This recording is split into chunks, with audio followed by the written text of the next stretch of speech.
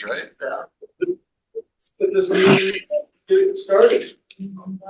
So we will start off, as we typically do, with public comment. Anyone who is here to provide public comment, will. So last time, I don't mean to put you ladies in the wrong spot, but we started on that side, we worked our way this way. We'll start again over there. Let's go ahead. Would you like to start for us? You would.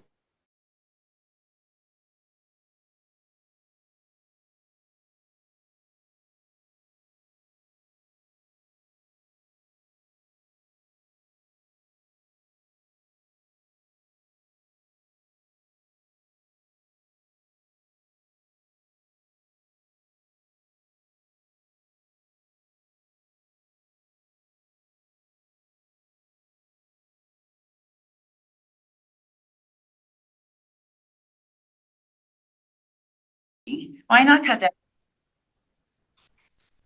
You don't know him. Why not speed through Main Street? I don't live here. One of the interesting things about learning and attention is that once something becomes automated, it gets executed in a rapid string of events. The driver gets bored, tired.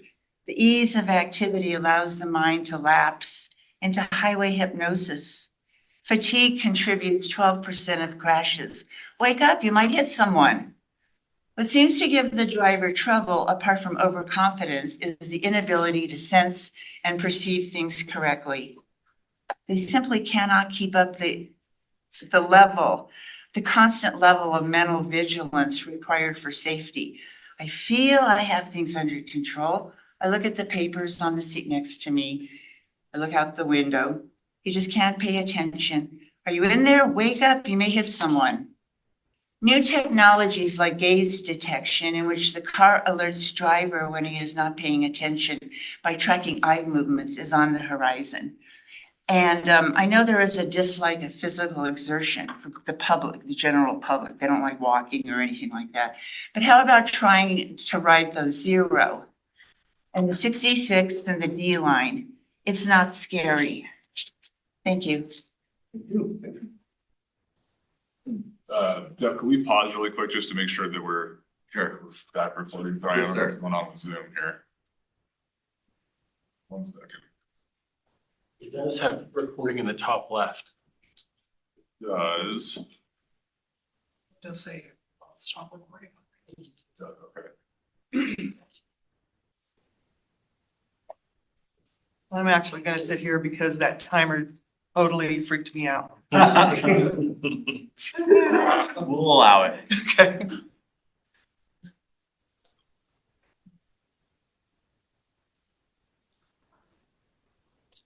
All right, since we're recording, so.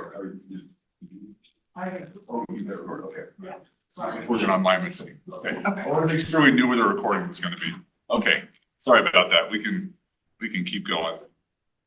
Let me reshare the,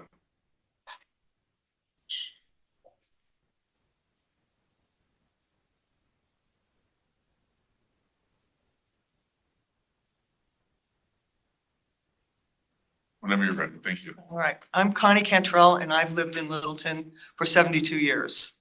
My parents got a house, Bowles and Platte Canyon. We moved to 901 South Windermere, which became 6509 South Windermere. My daughter went to I went to South School. My daughter went to Ralph Moody. I have nieces and nephews all around the area. When my mom passed in 2018, I could not afford to live here in Littleton. I became homeless, living in a van. And 6 months ago, I got an apartment at the Bradley House. And after I sat in here the meeting last month, I've decided that I want to become an advocate for the seniors in Littleton. So that's actually why I'm here. I want to be part of a solution, and what I saw last month was a great plan that will be implemented in different ways, and I want to be part of that. So I thought instead of, and also I came here last month to share that I needed busing.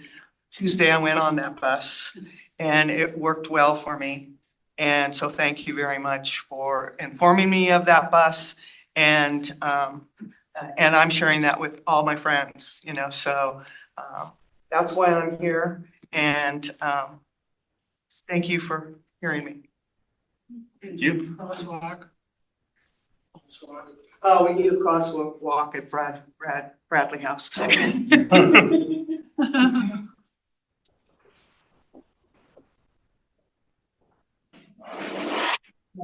Hello, my name is Barbara Wisniewski, and I live in Ellisonport, which is the sister complex next to Bradley House. We both really want another bus to take us to the grocery store and all of that. We have several, I don't even know how many people that are either use walkers or in a wheelchair. So I just really support the idea that we bring the bus back, but she has a whole following at Allisonport that are waiting to hear news of that bus situation that you did tell her about. So we're excited about that too. So, but I'm also an avid pedestrian. So I've been blessed that I am more mobile than a lot of people. I still need to be able to get to the grocery store and get the groceries back again. So carrying them is a problem. But anyway, so I'm really interested in that, but I'm also very interested in what they're talking about with the crosswalk. So there's a crosswalk from Bradley House that goes across to, across Datura. And, I always cross with the crosswalk, even though it's a little further than if you're going to ARC or different places. I was hit by a car as a pedestrian and in a crosswalk. So my ankle was broken in 3 places. I needed emergency surgery. I always set off the alarms now when I go through anything like so much metal on my foot. So I don't want a repeat of that. So I actually did ask SMHO to keep the bushes around the sign, cut back. And so I've been aware that crosswalk needs to be improved for a while. And I really also support the efforts that Rob and other people are working on to get that crosswalk better marked and more visible for drivers. So I guess that's all. Yes, thank you.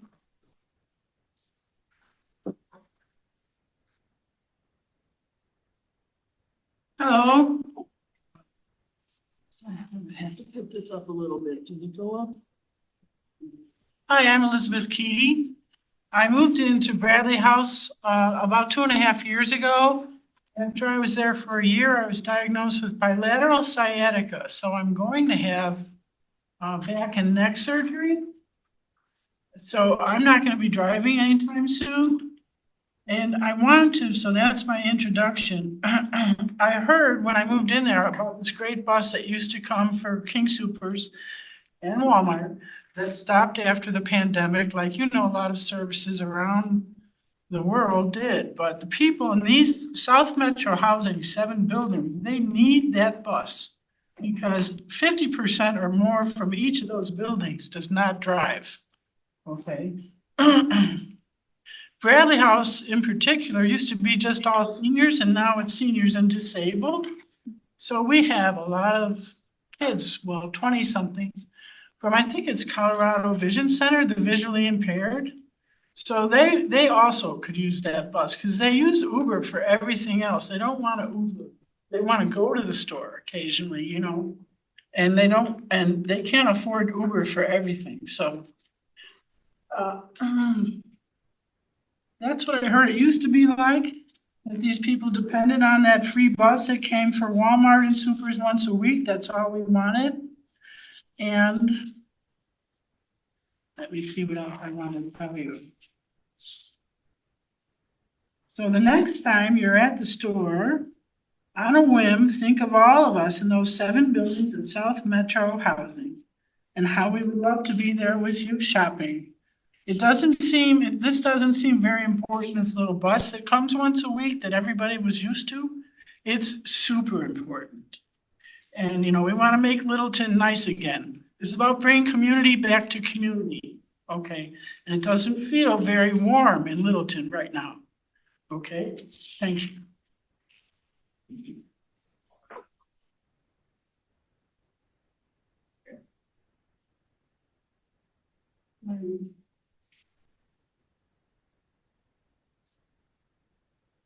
See, my name is Pam Chapman, a block and a half from here. So actually, let me just kind of talk about that bus. I'm not sure anybody here was around,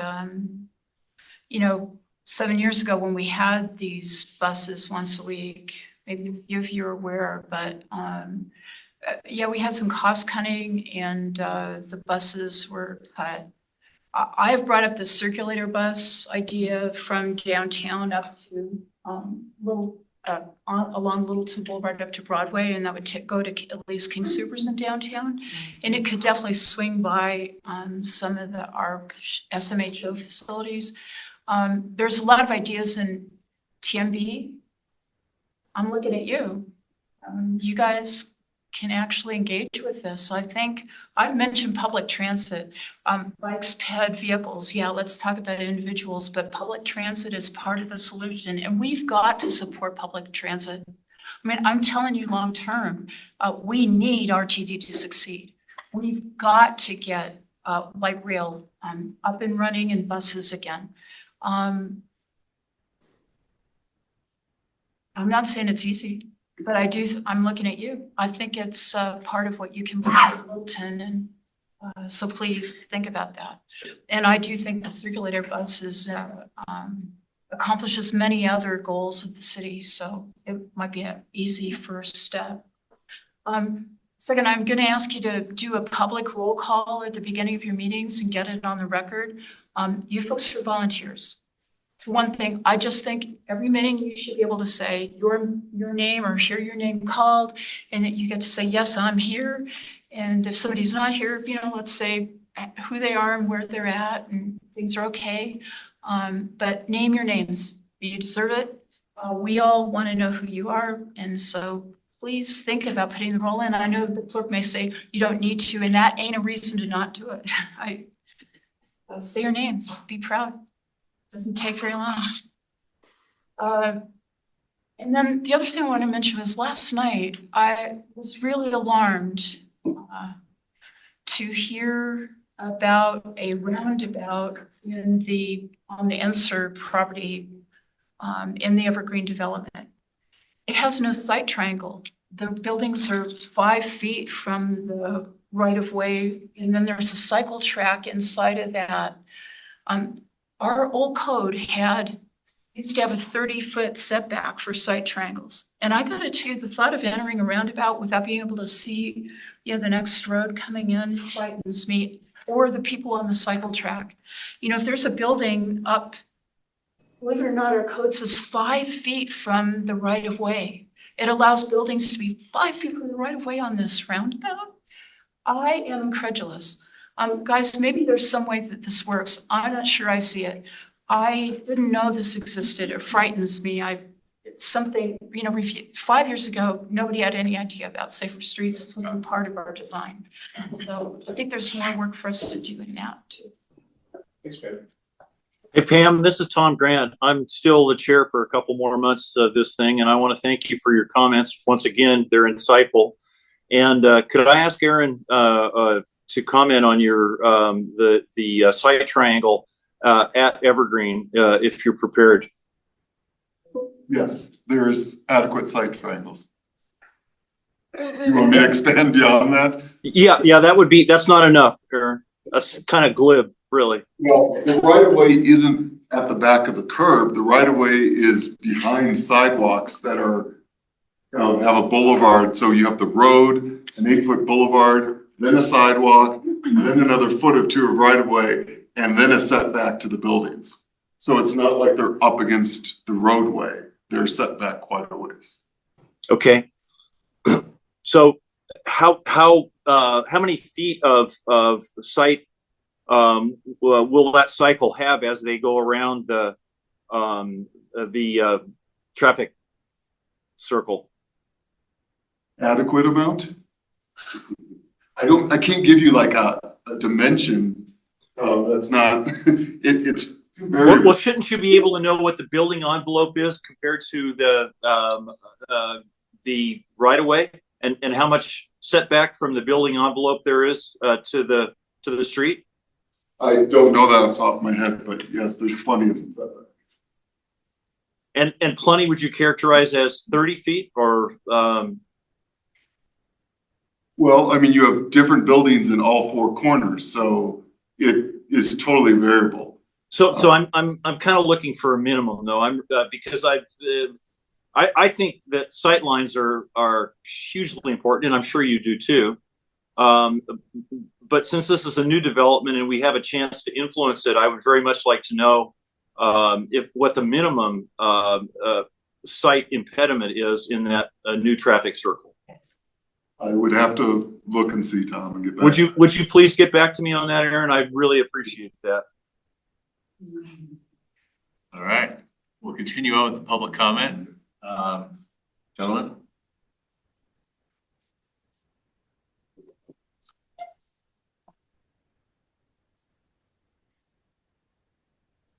My name is Dan Radulovich. I live at 7,000 South Gallup Street, and I'm probably going to talk about something that you guys have absolutely no control over. The Runyon Elementary School is undergoing a parking lot redevelopment, and as part of that, they are going to reroute their buses onto Meadowbrook Road. It's the street that I live on. Meadowbrook Road is an old country road that's been paved over. This isn't something that's been engineered, or it's basically just, if you think of just, if you were to take a dirt road and pave over it, it's 18 to 20 feet wide in spaces. It serves as the sidewalk, the bicycle track. It's everything in the neighborhood. I know, Mr. Duff, you're aware of it because I've seen it right by my house all the time. So they're going to route them through and bring them through the back of the school. The biggest reason they can't go on the south side of the school to keep everything self-contained is because they didn't want to use a bunch of fill dirt to grade it out. Instead, they're going to shift the cost of the maintenance to the city onto a road that kind of has no business having 10 to 20,000 pound vehicles on it 40 times a week. They're running 8 buses through it each day.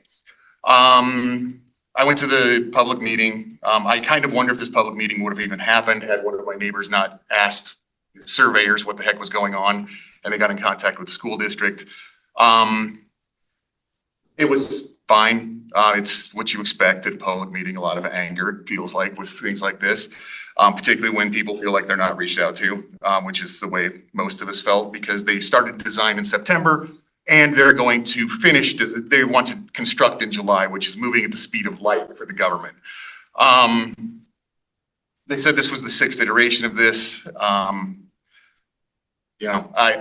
have little doubt that they're going to go ahead with this plan, but just as a side note here as to how much money my property taxes go to Littleton Public Schools, we got my property tax bill about $6,600.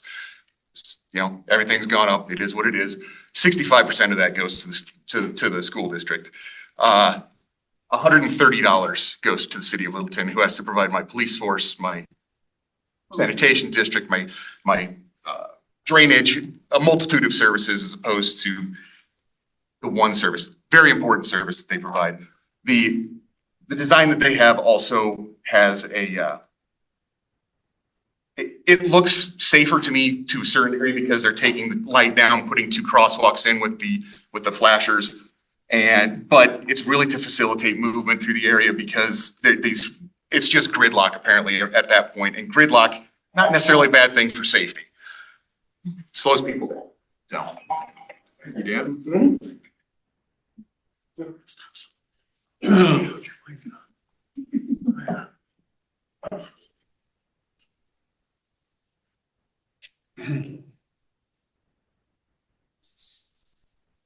Good evening, lady and gentlemen. Dave Evans as well. My friend, I consider you a gentleman. And staff. I've lived, Steve Lowry, live in Littleton since 1980. I live over by Heritage High School.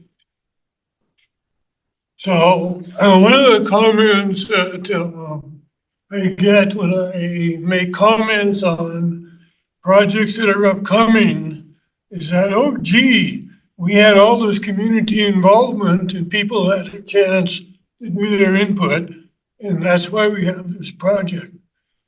What I'd like to just get across tonight is that I don't think that there is sufficient communication in the city to pick up public comments.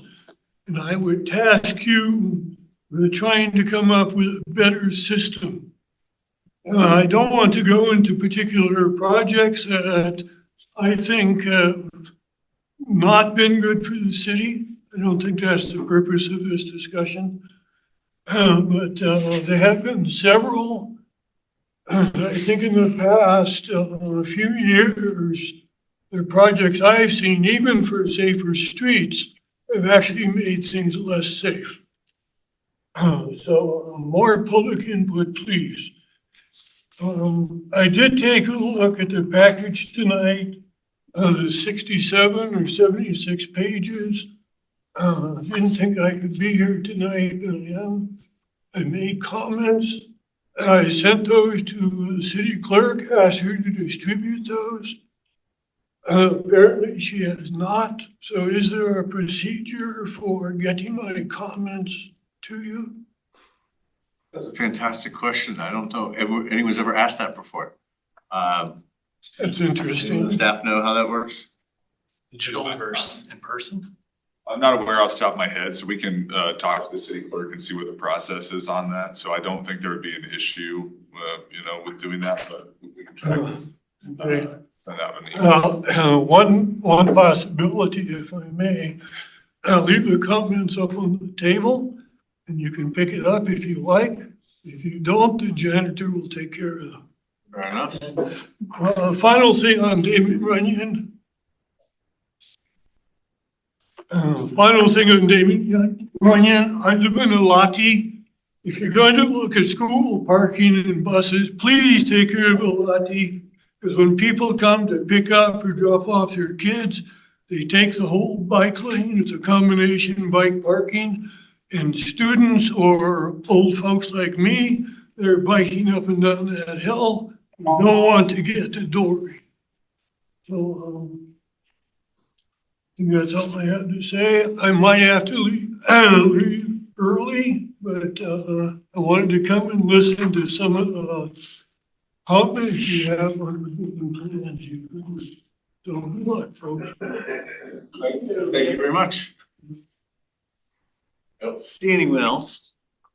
Oh, I guess you're not technically going to. Yes, please. Public comment. I'm Josh Stewart. I live at 555 Davies Way, right next to Runyon Elementary. I am here tonight because if all goes well, Tuesday, City Council will approve me to be on this board to fill the vacancy that's coming up. So knowing that there's a lot going on, I wanted to get a jump on that. And so I hope it's not too forward for me to sit at this table. But for tonight, wanted to make sure that I could be involved as much as I can, even though we have a few more days before it's official. So I hope that's all right with all of you guys. That's all I've got to say. Welcome, Josh. Thank you, Tom. My vote depends on how lippy you are.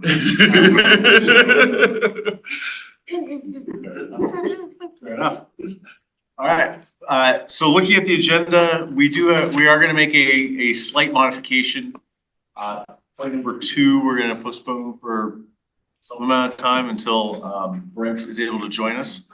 So we'll just sort of skip through that, but we're gonna start off a debrief of the study council session on safer streets. And so I hope that everybody on the board, us too, but at least the people on the board, watched it and took notes. I'll open it up. The point of this really is just to get a sense of, are there questions? Did anyone have any questions or comments, thoughts? And then we'll shift in. Actually, it kind of makes the agenda work a little better because then we can shift into having staff answer those for us. Go deep. Sure about. So I will. Unless somebody wants to start, I'm just going to start on my left and work my way around. Do you have any comments or thoughts? Somehow it completely escaped me. I've been to all of them, but I missed this one, so, yeah. Yeah, I didn't attend, but I watched it today.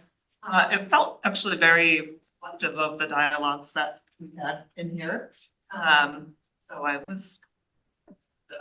thought you were gonna come up with a brand new plan. But I appreciated that. So it was nice to feel informed and like I knew what you were presenting and talking about and that we had voice in it. Particularly the goals, and I really appreciated sorry, I have a minute now, so. But I think Emily was speaking about the behavior change and the culture piece, and I know that's one I've kind of brought up a few times, and I thought she did a really nice job bringing that forward and trying to put something tangible around what can otherwise be a bit of a squishy topic. Thank you. Yeah, thanks to staff for being there for the 2 hours. But I think one of the takeaways that I got and your answer, staff, to the question that Kyle posed about, okay, we've got all these plans and we're working on all these projects and plans and da-da-da-da. And it takes 10 years to get there. And so is the planning that we're doing right now even viable? And I thought your answer was good for dancing on your feet. Because it was like, well, it depends. and in that case, it was actually apropos because it's all we've got to work with. But yeah, I thought it was a good presentation and touched on all the issues that we are touching on. I'm gonna echo what Kelly just said, and it's like, we've had a lot of chance to discuss, to really flesh out our issues before the presentation, and I think the presentation communicated that and such in a way that it's like, I'm excited to see what the next steps are once everything starts getting implemented and seeing how we can see that accountability of all these items with the plans, all these items with the ideas, and start seeing real improvement in the community. Mr. Chair, do you want to weigh in? So that. I had a chance to look at it, and I don't have anything to add to the conversation that's been given so far. Thank you, Jeff. Sure.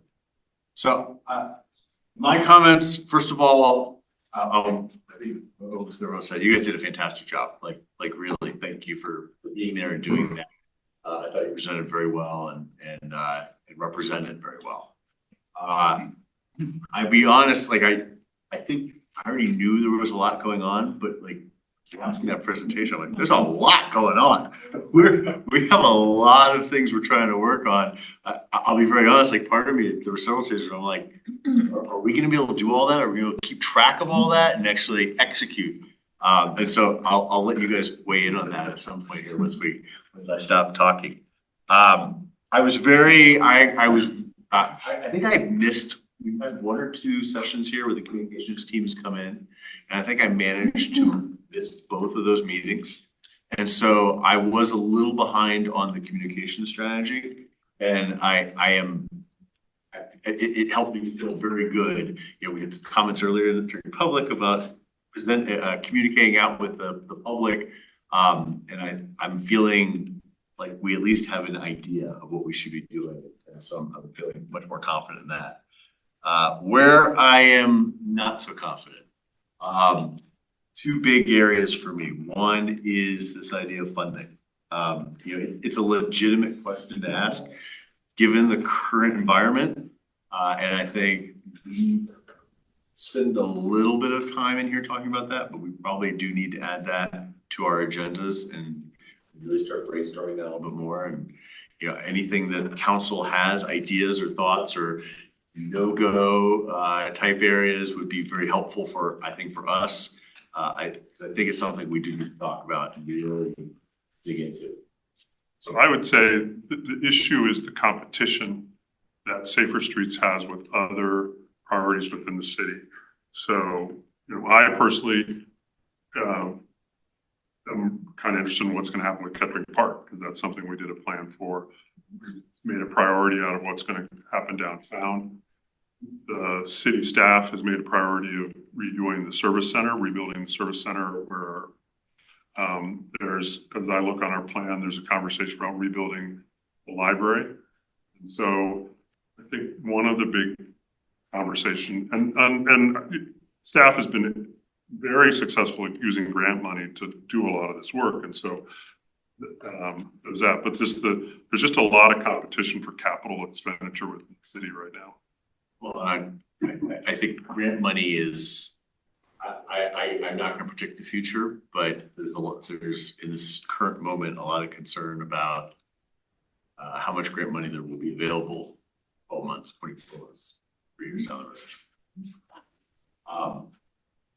So that's one. And then the other concern, candidly, was the enforcement. I didn't get the warm fuzzies from them. That was, even though we have put budget forward, I think it was you actually brought it up in the meeting of, we've had budget allocations now for at least a couple of years to hire officers, and they're still like, well, maybe we'll have somebody in 6 months. It just doesn't feel like enforcement is a priority. And I think that we've all talked about enforcement can't be the only way we get people to change culture to get speeds down. But it certainly is I think, a component of the overall picture. Yeah, I was heartened that the chief was interested in having the conversation around reprioritizing personnel. So I agree. As someone who was there in the middle of the conversation, is there anything you'd want to share as far as your feedback from that meeting? Well, I told staff I just left having a beer with, I did not drink. I had a beer with the city manager, and city manager was very proud of you guys. He was like, this was the best presentation he thinks that's happened. And I agree. I think it was a really good presentation. I was thrilled that there were 3 different departments there. I consider this Safer Streets is a public works project, and I don't think that will achieve our goal. In fact, there were multiple people there. I think went really well. I feel like my colleagues on the council were interested in it and engaged in the conversation. So I thought I was very positive about it. And other people do too. You guys did it really well. Yeah. So I guess what I would ask of both the council as well as staff, transitioning into the next part of this, knowing that we were all either there or at least saw it, with one exception, sorry. So I don't think we should go, I don't want to go through the entire presentation or anywhere close to it. What I would ask of you all is if there's any specific questions you have of staff regarding the presentation, things we'd like them to dig into a little deeper. And then I'd ask of you guys if you could try to be a little, given the comments you've heard, is there any part of where, summary that could help highlight or illuminate or maybe dig into based upon the comments? So I'll start with you. Is there any questions that we have specifically for staff? No? All right, so I'll turn it over to you guys. You'd like to give us the very short summary and maybe weave in over here tonight? Yeah. I assume one of you is doing that. That wasn't my job, right? If it was, I missed the notes on that. Yeah, no, we hadn't really prepared anything formal to talk about it, but and we will, dive into the strategic plan because I definitely want to talk about that with you all and make sure that you feel that this is indicative of the program. Yeah, I think from our perspective, it was a really great way to show all this work that we're doing, and there are a lot of components to this project, or to this program, I should say. I feel like you guys hit on some of the topics. I think enforcement is one that we as Public Works don't control. And so I'm happy that there hopefully will be conversations moving forward with that, since, we are not directing police staff and the chief and whatnot with budget, but we can control what we're doing, obviously. Yeah, I don't know. Well, I think going off the police enforcement side, obviously the police are good partners of ours. And, they always seem short-staffed and stuff. And one way that we can and do help them is by using our data collection to identify what are key times and key areas where they can focus their enforcement, because they can't be everywhere all the time. And we certainly want to utilize, when they are available to do enforcement, let's get them to the key locations where we're having the most concerns from a safety standpoint. Obviously, that's why enforcement was stepped up in school zones last year as a part of Safer Street Littleton. Our most vulnerable users, we want to make sure that people are abiding by those speed limits and watching out for kids as they drive through school zones. That was a big part of our school zone evaluation also, to make sure that they're consistent so that people can know when they're in a school zone, know when they should be watching out for kids. It also ties to our school route wayfinding that we put in last year, and we're doing more of this year. That was mentioned there, again, to let drivers know, give them as many signs as we can, sorry for the pun, literal signs and figurative signs of when they're around vulnerable users, right? And, one of the things, even though our focus last year was starting with schools, that's not where we want to stop it, right, in the city. We want to, be cognizant of, seniors and where they live and don't cross as quickly, right? So make sure we're making accommodations for them around parks, around public buildings, things like that, where there are going to be gatherings of people. So, that's where we're trying to focus in the upcoming year. And I think it's going to be an ongoing effort with the police, right, to continue to it's not just enforcement, right? There's other things that information they give us of things they're seeing while they're driving around and stuff, issues that they see in the field that they let us know about also. So it's a definitely Example one of this, just. If they see, near misses was something was brought up on Tuesday, and that's a very tough thing for us to track, right? And we're trying to figure out ways to allow more reporting of things like that. That's something they hear about in the field and see oftentimes. So they'll tell us if they see, frequent locations where maybe people are crossing and there's close calls that they come across, or they hear those complaints from people when they're walking on the streets and stuff.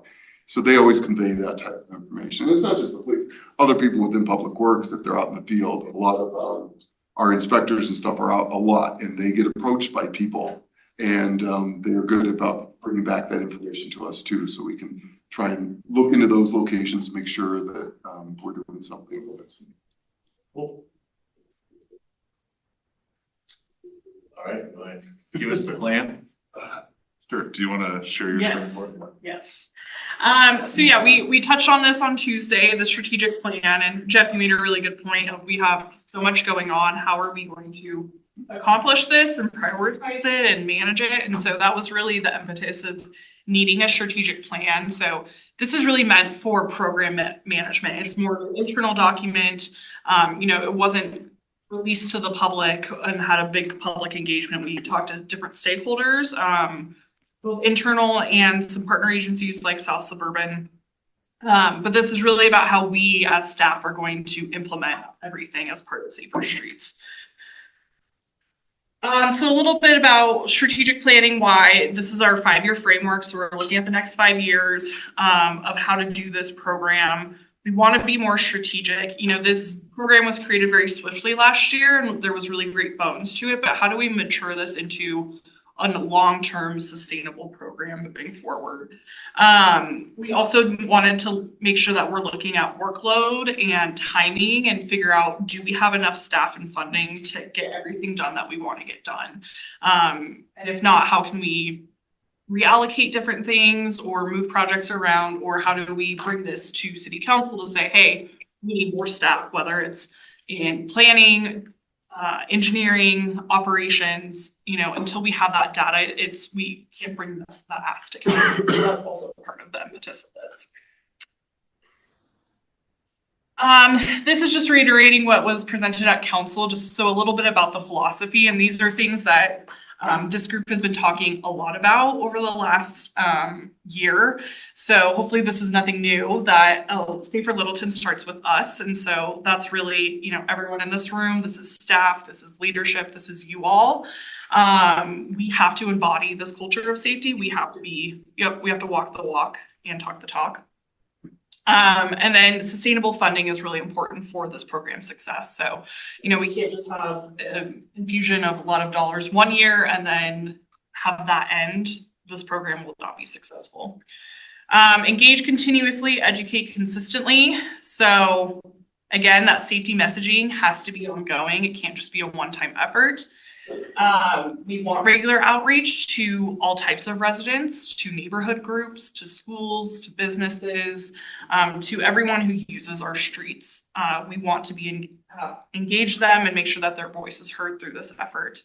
And then just to leverage our different avenues, whether it's social media, city events, whether it's, you know, citywide events or safety specific events, partnerships, those are really important for us to leverage. And then lastly, build streets that put safety first. So how are we designing our streets? Who are they meant to be used for? So designing for all users, regardless of age, ability, mode, testing solutions. That's where those pilot projects come in of instead of putting down permanent infrastructure that has a very high price tag, how can we test different solutions, make sure that it has the community buy-in, it's meeting our safety goals, and is saving us money so that when we go and put permanent infrastructure in, we know it's the right solution.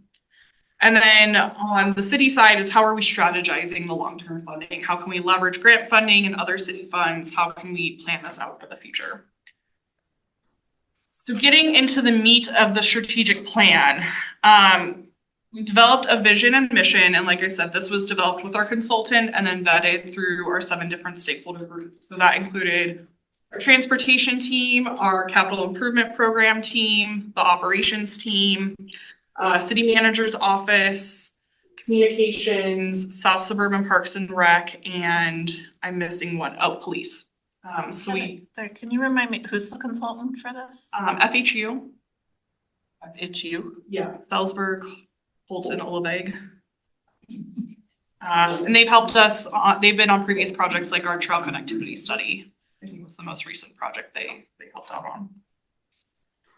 on. So we took input that we've received over the last year from you all, from the work that you did with your joint study session with council last year, conversations with the city manager's office, conversations we've had with the public internally, and created this vision and mission. So tonight I really want us to be able to talk about these, make sure that these are hitting the mark, if there's anything that we're missing from these, and then the plan is moving forward. We're wrapping up kind of the draft plan right now. It's going through internal reviews. And then we're hoping to have a finalized plan sometime in March so that we can actually use it this year and start tracking to manage the program. All right. So What is that plan? Without dragging us through everything. Yeah. What is that plan gonna look like? Can you paint a picture? I'm not sure I'm fully picturing what that is. Yeah, it's a pretty succinct document. So, you know, we don't want it to be, it doesn't have a lot of fluff behind it, right? It's really focused on, okay, let's talk about the process of how this got developed, talking about the vision, mission, and goals, and then talking about how we're really going to implement the plan and what does that look like. So those are, and then also summarizing our stakeholder conversations. Is there anything around like evaluation? Measurement, yeah. Yes, yeah, thank you. Yes, we have key performance indicators that were developed for each of the 4 goal areas as well. So the idea is that we will be using those to track the program successes, and we'll release like a report card every year showing those measurements.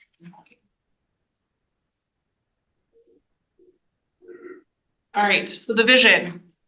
Reimagining Littleton streets as safe, connected, people first places. Your reactions seem to hit the mark. I think the only thing I would say would be important is, one thing that's come up many times in here is, not talking about people first, but people, you have bicycles, you have the complete transportation system, and every one of these parts has to be safe in order to have a safe, complete system at the end. And granted, I am all for focusing on people. You need to be very upfront that these other parts are not being left behind as well. Yeah. Comprehensive. I mean, I still, I read, oh, sorry, go ahead. no, sorry, I cut. I would say fit, like, what does people first mean? Yeah, I read that differently than you did. I mean, like, there's a person In a car. driving a car or Yeah. a truck or riding a bike. Yeah. that's So what I don't know if that's what you meant, and I don't know if like most people would maybe see it your way or my way, because if most people see it your way, then that's a problem regardless. And it might be important that they see it, people can see it either way. I think people first is saying, like, recognize the human behind every mode of transportation.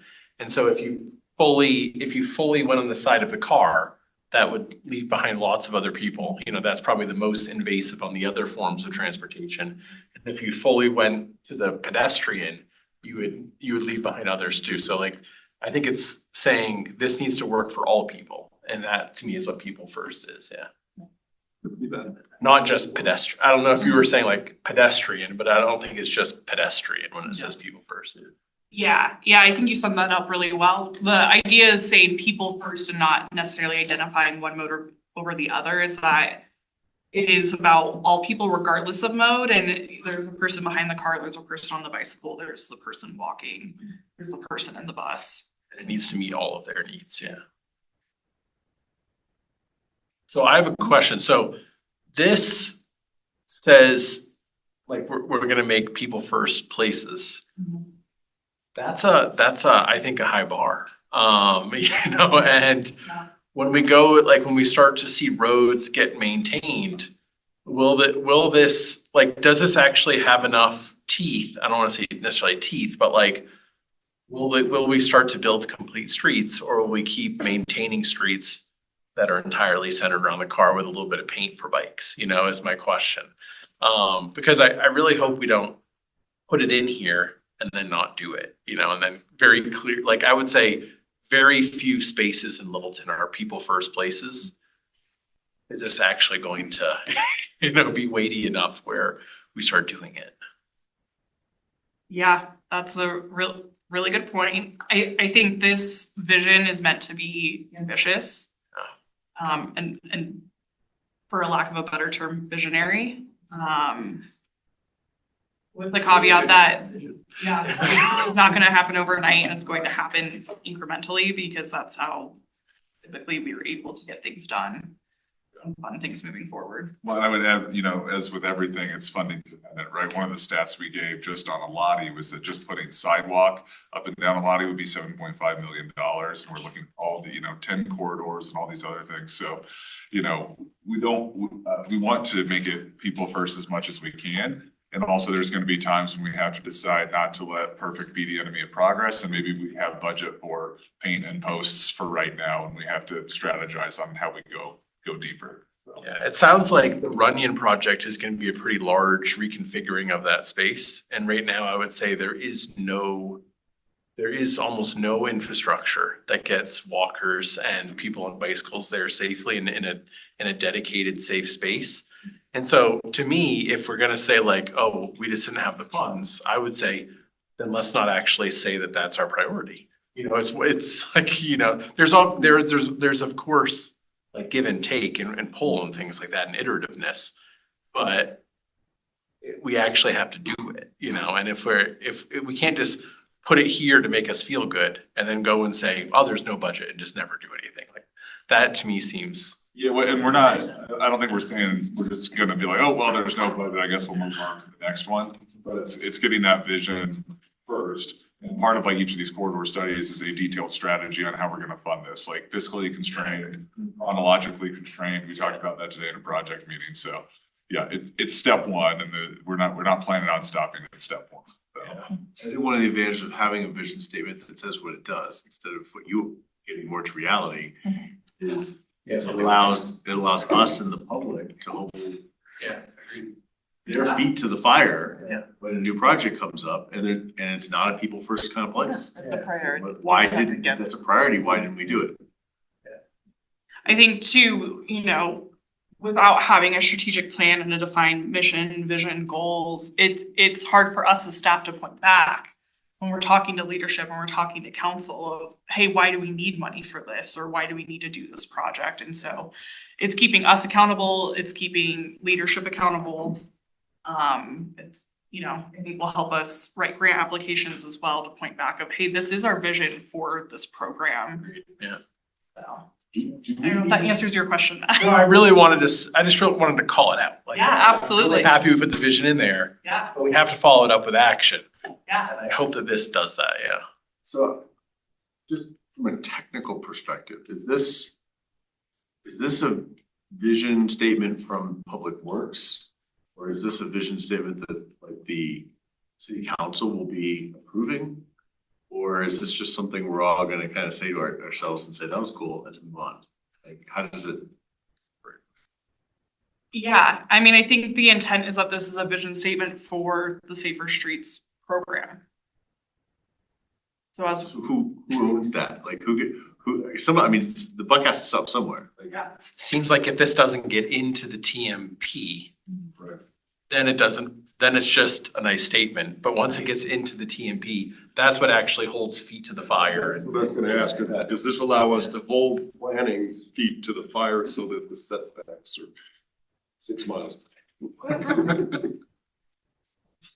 Yes, yes. And I think the idea is that, you know, Safer Streets is its own entity, but it's part of the larger work that this group is doing and that the TMP is the umbrella over all of that. And so this work will be rolled into the TMP. It won't necessarily be the TMP's specific vision, mission, and goals, because that's going to go through a much more robust public process, because that's really the whole community's vision, mission, and goals is the transportation master plan, and this is just one component of that. I don't know if that makes sense. But there is a possibility it becomes Yes, vision of the TMP, or at least. absolutely. Good question. Yeah. All right, let's move on to the mission. The mission statement says, the city of Littleton is dedicated to fostering a culture of safety through community-wide education, collaboration, and forward-thinking transportation solutions that continuously prioritize our commitment to the community's safety.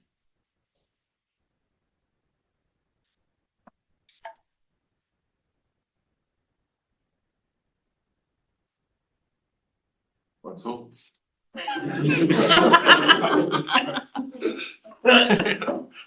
Yeah.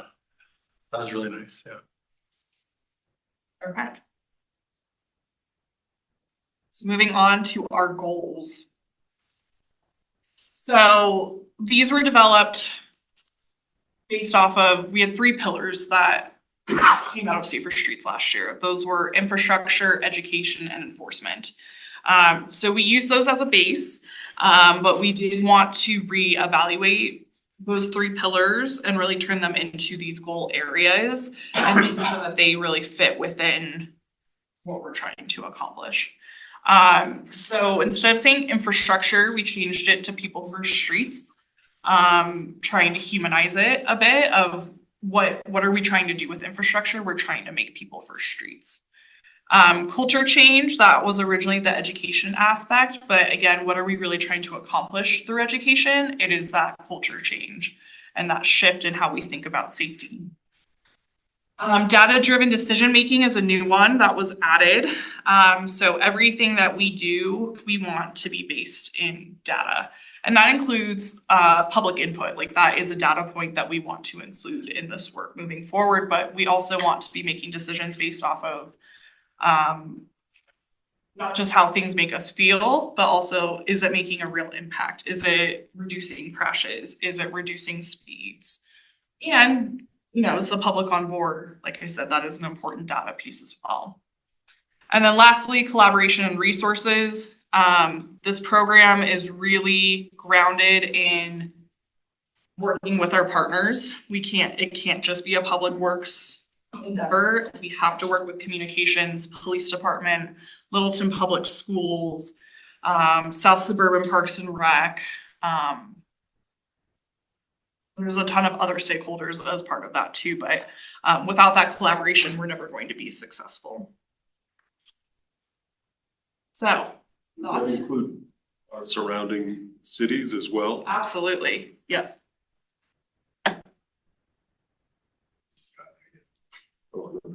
Yeah, no, that includes Dr. Cog at a regional level, that includes CDOT at a state level, our grant funders, the different counties, the different jurisdictions. We're meeting with Centennial in 2 weeks to talk about some of our protected bike lanes because Centennial and Littleton streets are all interconnected, and so yeah, it's a super important aspect to that is working with them and making sure that we're To nowhere.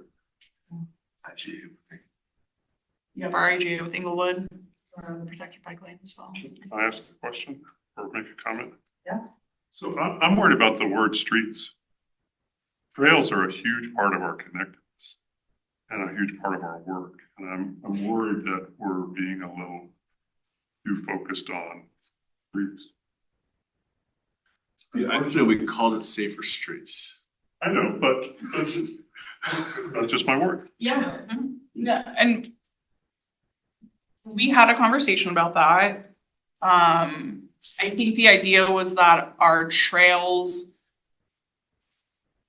how do I want to say this? They're an important piece of our transportation system, and we as a city do own them. South Suburban maintains them. We're not necessarily focusing on expanding our trails through this work. We're really focusing on reimagining the streets within Littleton right now. But maybe we're narrow-minded. I would say that our trails are people first, like currently. I would say we have some pretty world-class trails, and it's the streets that really need to catch up to the trail system. But yeah, I agree with Robert that they're an interconnected network, and they're incredibly crucial for the overall transportation. I mean, I rode one today to get here, so they're incredibly important. Yeah, and I think like the birth of safer streets kind of came out of the fact that like we have these different components of our transportation system. There's lots of federal dollars for our big streets, right? There's less, but still some money for trails. But there's not a whole lot of focus on like local streets and how do we make these streets that were, built 50 years ago with sidewalks that one person can barely fit on. How do we put some focus on them where there's not as many opportunities, but there's clearly a need and a desire to make those more people friendly. So I think just because we're focusing on local streets doesn't mean that we're trying necessarily to neglect trails, but I think it's kind of looking at our overall, all of our transportation plans, like we have Littleton linkages, right? This was kind of one area, just focusing on local streets that we had a kind of a hole, I think, for this. Focusing on how we're connecting to those trails is a big part of the piece of this, of how it fits in, but yeah. And I would like to kind of point out that one of the great things about the Colorado Trail Network is there is a lot of respect and culture into navigating the way they are there, and thus, while I'm not going to say they have been absolutely safe, they have been much safer than the streets that currently are having some challenges in some of the safety aspects, which is why the Safer Streets Initiative was initiated. So for these goals, is the idea that I'm trying to figure out how I want to ask my question. So everything we do in Safer Streets will involve at least one of these goals. We can tag it directly back to one of those goals. So if we do something that we can't say it's one of these, it's not a good use of our time. Yeah.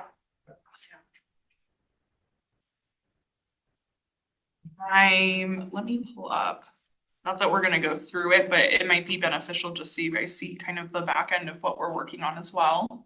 Shane looked at You won't believe Councilman. That's where you apply for grants now. That is where you apply for grants. So this is just, this is obviously super hard to read and we're not gonna go through this, but like this is, so the plan itself is one deliverable from this effort. This tracking sheet, and that really dives into our different strategies and actions, is really how we're going to use this plan to manage. So we have different strategies. There's 7 different like strategy areas. We have our individual actions, and then we relate them back. And obviously these are outdated. Infrastructure is used, not people first. How it relates back to each of those 4 goals. And so Nice. every single one of these has to relate back to one of those goals. And then we have our audience, our lead support partners, consultant support, timing, and then this is an older version. There's a newer version out there. This is like the 5-year overview, and then we have a 2025 specific where it goes into much more detail. I didn't see Aaron's.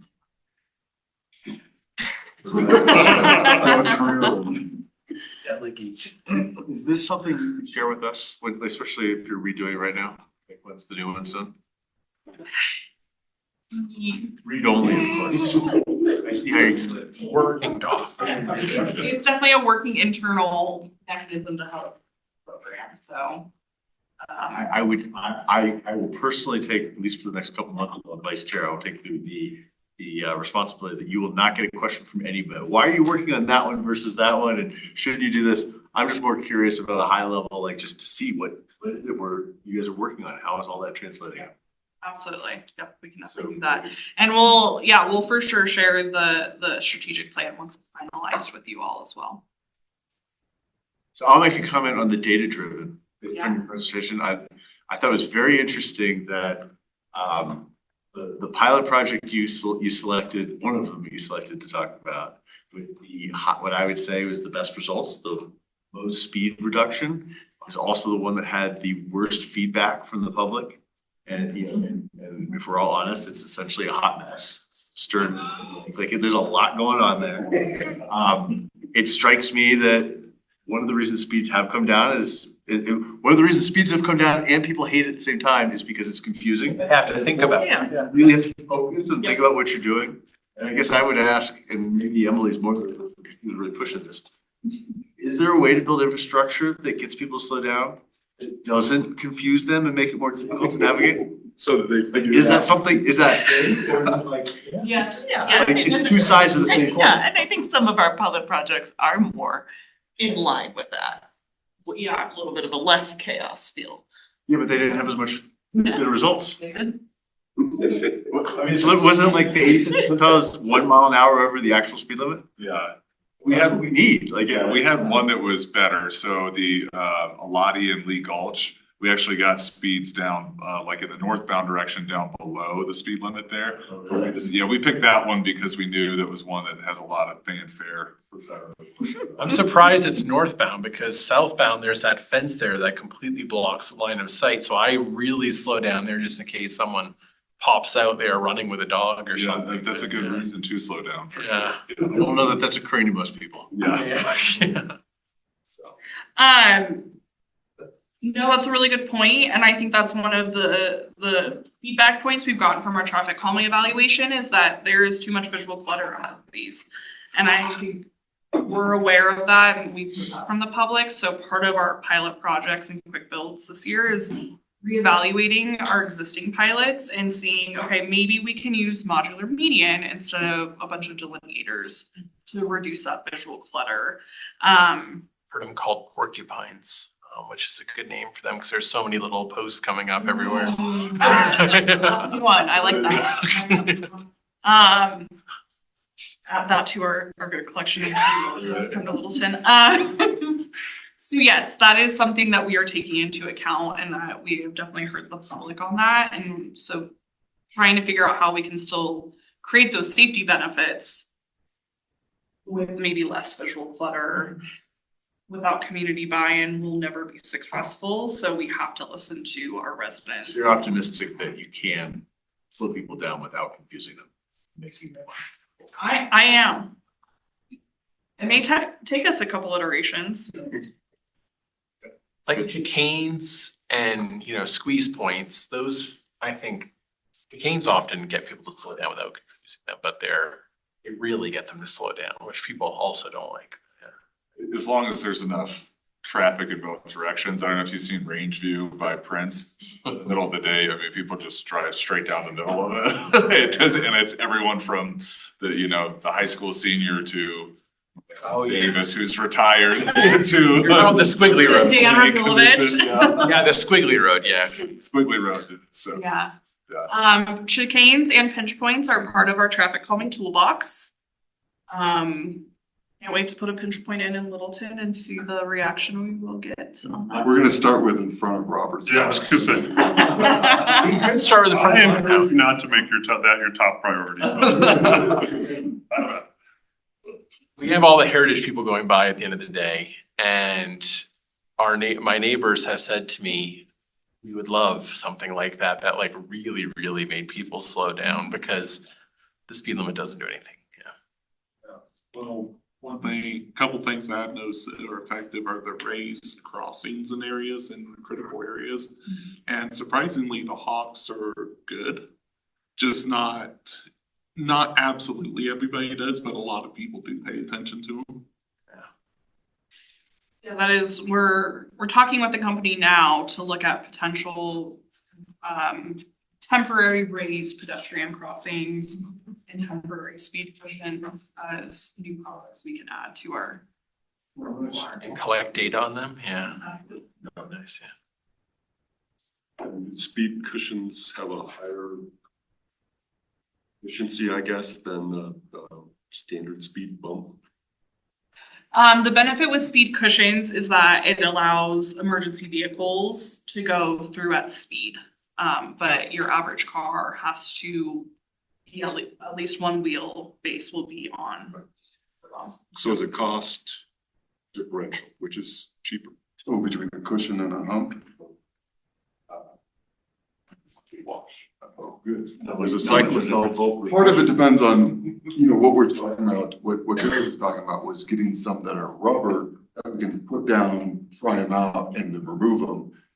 When we're going and actually working on a roadway and want to put one in permanent, it's a different application. So the cost varies from whether you're doing temporary or permanent. So you can put one down for a year and see how it works. Or move it around and confuse people.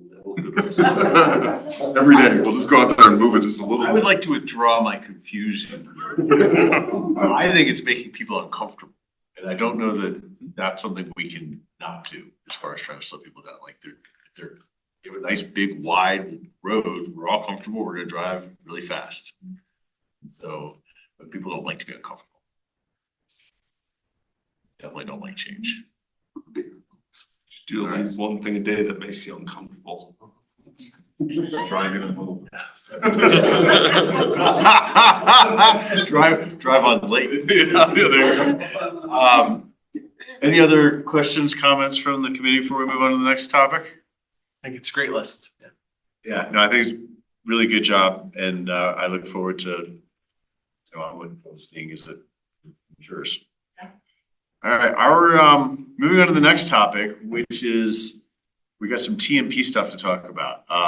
That is, as we've talked about, that is one of our big tasks and projects over the next several months. One of the things we talked about at the last meeting was it might be useful for all of us to actually understand exactly what a TMP is, that not all of us are traffic engineers and have been through this before. And so trying to get a little bit of a sense of what is a TMP exactly, and more importantly, how does the Public Works team use the TMP? So that we can, as we are trying to think about what things we want to make sure are added and included, we have a good sense of what is the application of this thing. So design style looks so fancy. I know. Like look at that, Like like so the futuristic. We've asked the staff to give us not too much of a presentation. What do you guys think? Like 10, 15 minutes on the high end? Yeah, for per slide. And I know that there Yeah, I don't think. I was gonna let it change. And by the way, I want to give Derek, I know, sat down with the staff to walk through this, and hopefully he provided some good input. I guess we'll find out. Appreciate you doing it, Doug. All right. Okay. Yeah. So This is a Littleton Transportation Master Plan, how do, instead of a how to, it's how do we use it. Thank you. You did that, it's cool. Yeah, thanks, yeah, I'm working on my stand-up career. So, a little bit of a review, we've kind of gone over this, so it'll be high level, but, the last Transportation Master Plan, was a 19-month or an 18-month process broken down into 2 9-month chunks. So Envision Littleton started, which was a really intensive public engagement effort to really help people understand, like, what are the core values that we have as a city? And then from that, let's take 9 months and develop a comprehensive land use plan and a transportation master plan. So that's the total of the 18 months. Here's a purview of what it covers. This is just the table of contents from the TMP. On the right button to move me on. There we go. So, and again, this is a review of the tentative timeline that we've talked about is with the TMB, reviewing the TMP and how you guys will influence the scope of work that we put in the RFQ, the RFP, and what that looks like. So many acronyms in that sentence. That was all acronyms. Yeah, sorry. We should hand out. I just picture that I can't. What is it? I have no idea what you said because that man is staring. I think that's Mike Jet. I think that's That is definitely what. City manager.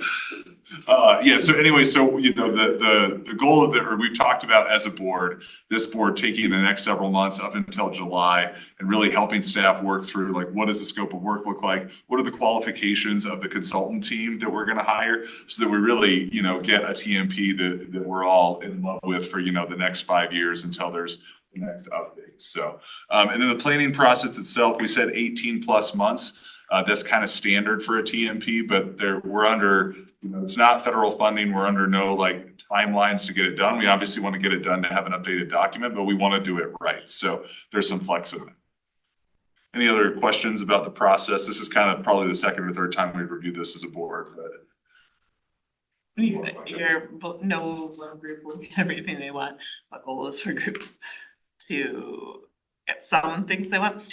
Just which might be a silly question, but what groups? Like, yeah, so like this is a group, right? There's going to be people who are bike advocates. There's going to be people who don't want more bike and ped infrastructure, right? They're like, hey, congestion is my biggest concern. Like informal.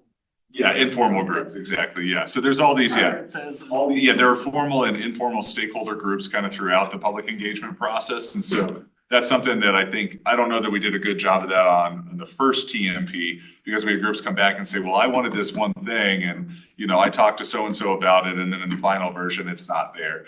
And kind of, you know, reiterating that there's, you know, almost 50,000 people in the city of Littleton, there's businesses. And so, you know, we're trying the best we can to kind of come up with the best cohesive or the best vision, right, that matches everyone's needs. So. Are we picturing public engagement will happen before or after the consultant's hired or both? Well, that's a good question. I mean, if we imitated the model that we did with the first TMP, right, then we'd go through an extensive public engagement first. I don't know that we need to, but I guess that's kind of, you know, that's up to council's direction. That's up to the feedback, you know, from this board. It's up to staff. So, I mean, typically we do it kind of as part of the TMP process as we do with any project, but that's not set in stone. When you say part of, you mean that would be post after the consultant's on board? Yeah. Mm-hmm. Yeah. And so that's one thing that we can decide, you know, to work into the scope of services and the qualifications for a team is how extensive is your public engagement, right? Is this just like a one-off where you're like, oh yeah, we can run a meeting, we can do public engagement, or do you have a dedicated group that engages the public that, you know, gets people out who normally don't take part in these things? So, which is what we'd like to see. Yeah.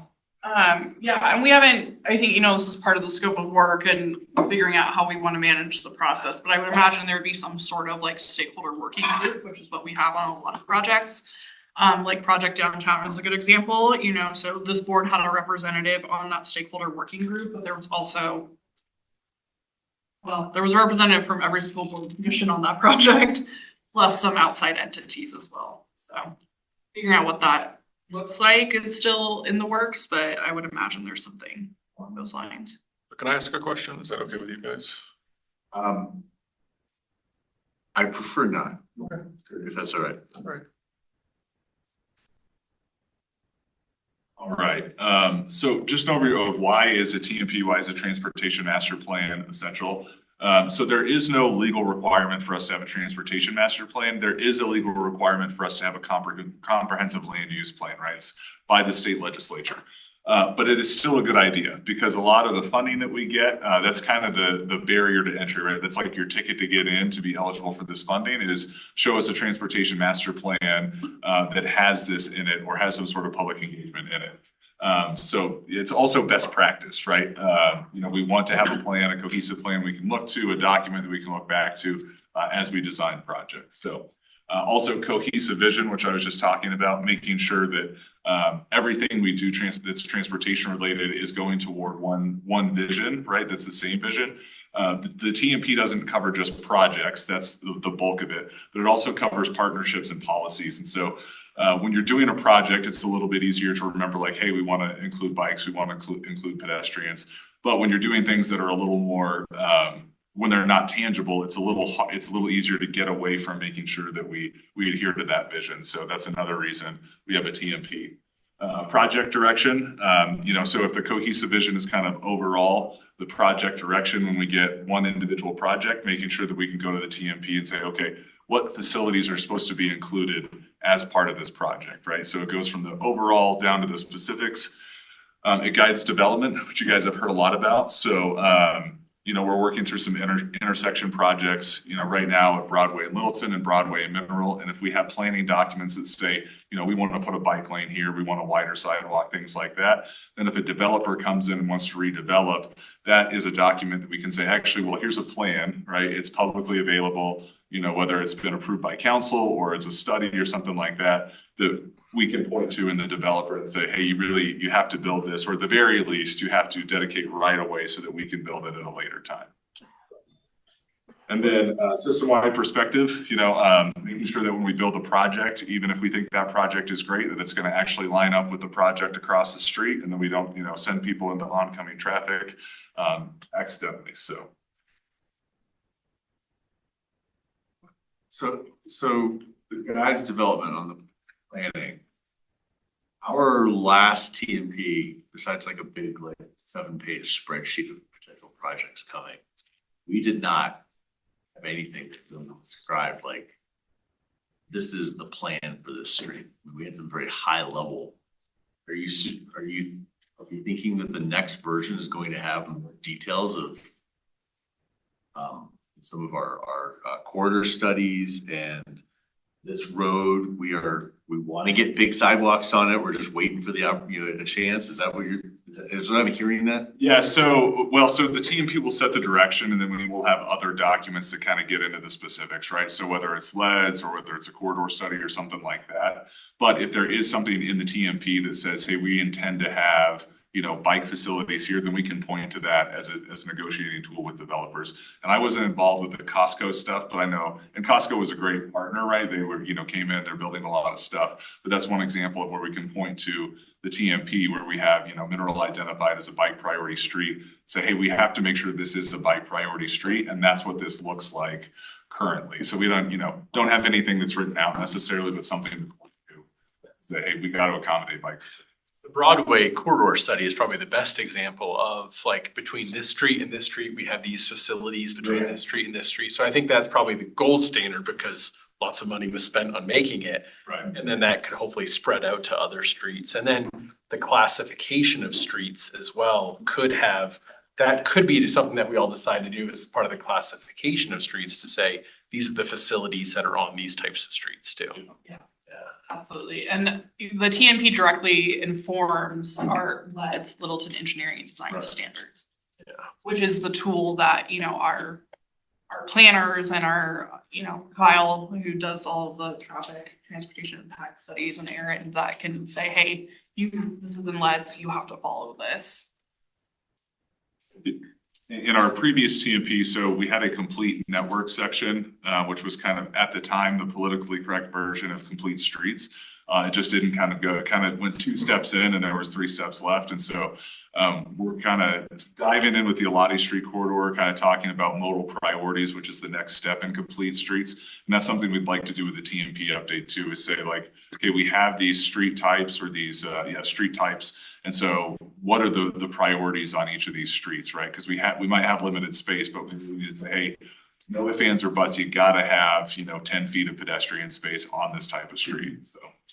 Incredible.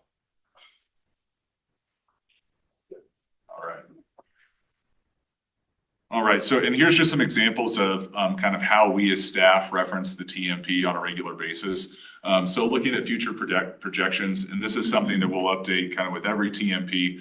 A lot of the projects in the TMP are based on the projections on how Littleton grows, on how our traffic grows and things like that. So kind of as we, monitor data that we collect throughout the city and look at the TMP, we kind of look at, are we at the place where maybe our volumes or our growth are triggering some sort of necessary update that's recommended in our TMP? So that's not something we do every day, but that's something that we kind of check on a regular basis.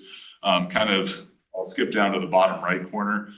We do a biannual, we don't have an official timeline, but it's a report on progress. Right now, we've been doing it twice between TMP updates.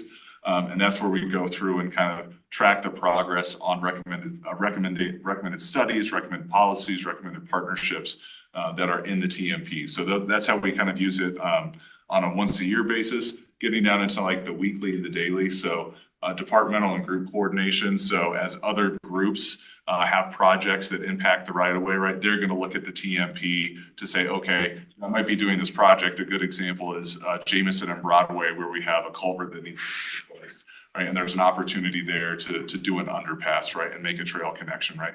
So when other groups work on the right of way, is there an opportunity to actually install something that's a recommendation in the TMP?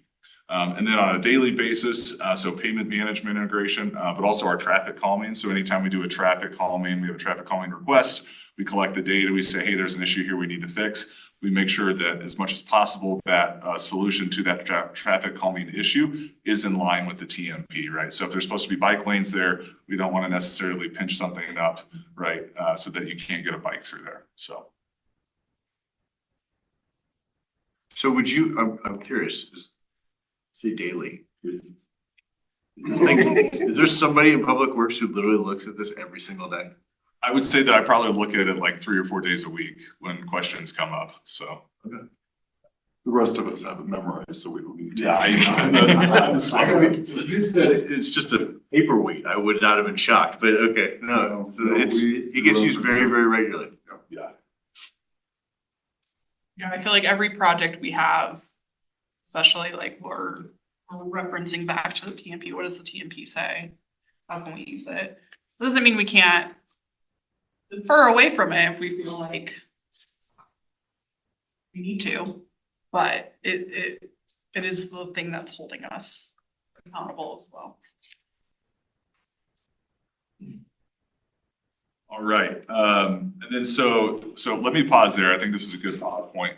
So those are kind of why we need a TMP, how we use it on a regular basis. Any questions there before we dive into what a future TMP update could include? So this might be the same answer you're about to give. You don't need to go back. My question for you is, based on everything you just said, thank you, sir. Thanks, Steve. In what ways is our current TMP not from your perspective? Yeah, well, this is, Thank you for signposting. Yeah, so I think the one that is most near and dear to me is the integration with the CIP and having 5, 10, and 15-year marks on what projects we're going to get done. And so last year about this time, when we reached out to cities that are roughly the same size, same density as Littleton, who have a good record with bike and ped projects, one of the things that we reached out to 3. 2 of them were doing great. One of them we've never heard from. But the 2 that were doing really well, they said that the big change for them was in their TMP, they said, hey, we're gonna look at our budget and we're gonna look at our time, and these are the projects we're gonna get done in the next 5 years, and the next 10 years, and the next 15 years. And obviously that first 5 years is a little more solid, right, than the 10 and the 15. And the idea being is that when you come to council and provide a report on progress, council can go and say, you said you were gonna do projects A through D in years 1 through 3. Where are they, right? And if you've done them, then great. And if you haven't done them, there should be a pretty good reason why. So And the reverse of that, you can go to council and say, we haven't done any of these because you haven't allotted us any money. So yeah, it works both ways, right? Yeah. Well, and I think from a grants perspective, we've been super successful with grants, which is great, but we, I think moving forward, want to be more strategy focused of, you know, what are the top priorities of projects? And so I think this list would really help us be, you know, help us with that strategy. It's good to be a little opportunistic, but you don't want everything to be just pure opportunity. Like you actually have some vision of where you're going. Absolutely. yeah. And I think, so in our last TMP, we had a list of projects that was, it was ranked, it was prioritized. But it was also removed from kind of, okay, what funding do we have available from year to year? And like, what are maybe our priorities considering the context? So like, for example, one of them was, you know, putting BRT on Broadway, which that ranked highest in terms of our criteria, but that's also $1 billion project, right? And it's one that we have to build partnerships. We had to do a study first, right? So it might rank highest, but it's not achievable in the next 5 years. So how do we really look at that 5, 10, and 15 years? So I'll go on to the other 4, but that one's probably my favorite. Updated projections, you know, so we want to make sure that we're trying to anticipate future conditions. And this is, you know, as much of an art as it is a science. So there's actually Jenny from FHU, back in 2010, they did a study on a segment of Broadway from Dry Creek, I think down to County Line, and they projected that the volumes were going to go up by so much and all this other stuff. And as we were doing the Broadway corridor study, we looked at the volumes on Broadway, and they, in 2023 at the time, they were the exact same that they were in 2010, right? So you're doing your best, but it's important to have projections and try to predict that future condition as much as possible. So. Crystal ball was on the fritz that day, huh? What's that? Crystal ball was on the fritz that day when they. Yeah, well, and I mean, COVID, right? Like, I think, you know, you see trends where it ticks up a little bit every year, and COVID really changed, you know, transportation patterns. And so, you know, even our peak hours are not, you know, the same peak hours that they were 6 years ago. So, complete street implementation, we kind of touched on that, kind of going, you know, steps 3 through 5 after we took the first 2. And then a safety action plan. So, this is tied to federal funding, so the actual funding is up in the air, but it's a safety action plan as part of the safe systems approach. So rather than just looking at the things that we control, it's really trying to take a comprehensive view of transportation and say, well, there's other things that are not within the purview of public works that maybe our transportation master plan should address and that we should create partnerships for. For example, you know, emergency response times. We don't control that directly, but obviously we can work with police to say, how do we improve those? One of them is the safety of automobiles, right? And so I think Littleton is maybe uniquely, what's the word?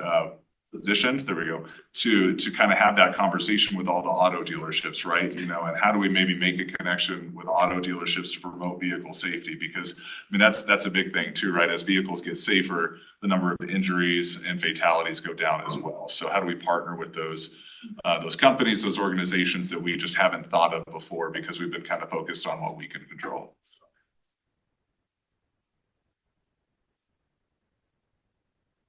Pause for dramatic effect. So I think that's, financially sustainable future. Yeah, so this is something, again, kind of that we need to focus on. Increase in local funding for local streets. So this kind of gets down to safer streets. You know, there's not a whole lot of funding for your neighborhood streets and making fixes there. So how do we plan for that? A detailed funding strategy, again, the 5 and 15-year idea. And then partnerships, just building stronger partnerships. That was one of the things that we've actually done well in recommendations from the first TMP was to make partnerships. We've made all those partnerships, sustain all those partnerships, but how do we make some stronger? Are there some that we've not been focusing on that we should? Are there new ones that we should create? So stuff like that. Partnerships are always good. I would assume for increased funding for local streets, that if we did the math on what it takes to maintain a road and how much tax funding we have coming in, that we would not have sufficient funds to maintain our streets from a local level. Like that we are dependent on government grants from state and federal and all of these things to just even maintain our own streets. 100%. Yes. And that seems so wild that we like build these and we're like, yeah, we're upside down in this and we just are just going on a prayer, you know, like to hope that we get funding from outside. Like it just seems like it's broken from the jump, you know, that we know we're gonna be continually behind in maintenance of these things. Like the sidewalks were what, 89 million 5 years ago or something, and so now they're probably over 100 million. And I bet if we did the math, this would look very concerning, you know, in terms of the money that's coming in versus the money that is going to be needed to maintain these streets. Yeah. Yeah, well, and I think we didn't necessarily address this. I forget, maybe it was Jeff who brought it up when we were talking about the Tuesday night's presentation. And I think that's maybe an opportunity for this group to start looking at what are other potential funding sources that the city can leverage. You know, I think we've brought up with sidewalks, is there a sidewalk fee that could be administered? What's the temperature of that? I know homeowners and folks probably have lots of thoughts about, but like, you know, if we're trying to move the needle, yes, grants is one way to do it, but those aren't guaranteed. What are other funding mechanisms? And so I think that is an opportunity for this group to look into. It'd be intriguing to have like Jim come and talk about, you know, just the overall picture of this. And then also the trade-offs of different funding approaches, you know, and you know, there's second and third order effects for all of these different funding approaches. Which one makes the most sense? Yeah, well, and I know council's been having discussions about debt funding and what does that look like? And there's lots of different avenues for debt. And so, yeah, maybe there's some research of how do other cities do it? Denver's gone the bond route, but that's not the only mechanism potentially, so.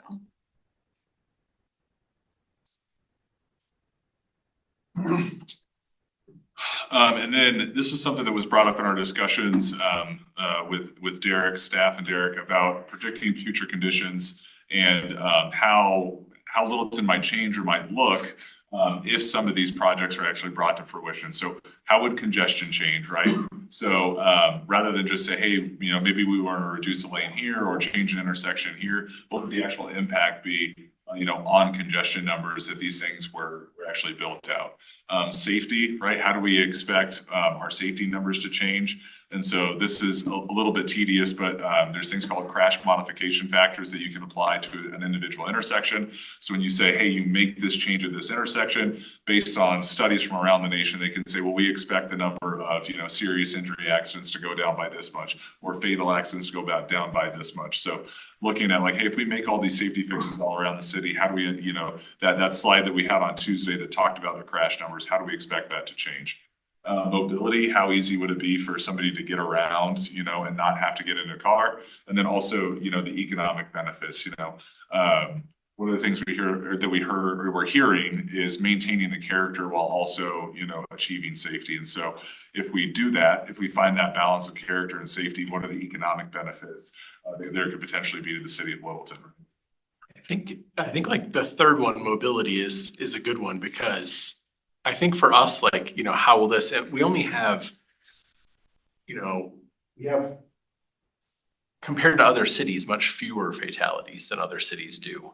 And so I think that one of the main things for mobility is that part of it is just almost everyone chooses to drive because everything is built out by it. So, you know, if we do all of these, will we get more people on the streets, you know, and more things? And, you know, the person riding down Ridge on their bike at night is less noteworthy because they might see people every time they ride down Ridge as more people start riding, and it just becomes a normal part of it. So I think that would be really good. And this reminds me of what Robert said, you know, of when we had the Vision Zero thing. It's not just getting to Vision Zero, but it's also increasing the amount of people and the comfort that they have while they ride too.